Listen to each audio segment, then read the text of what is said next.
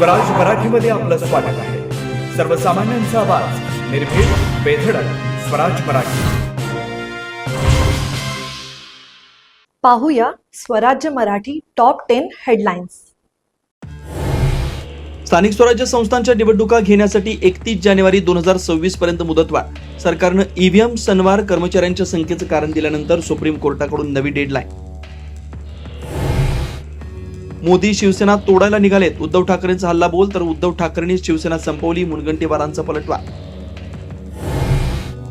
बंजारा आणि वंजारी जात म्हणून वेगळेच. चौबाजूंच्या टीकेनंतर धनंजय मुंडेंचा युटर्न. धनंजय मुंडे प्रेमापोटी बोलले. भगवानगडाच्या विश्वस्तांकडून पाठराखण. सोलापूर आणि हिंगोलीत बंजारा समाज रस्त्यावर. एसटी मध्ये आरक्षण देण्याची मागणी. हजारो बंजारा बांधव सहभागी. ओबीसी मंत्रिमंडळ उपसमितीच्या बैठक संपली. जात प्रमाणपत्राचं वाटप करताना कोणतेही खडाखोड असलेली कागदपत्र ग्राह्य धरू नये. बैठकीतून मागणी.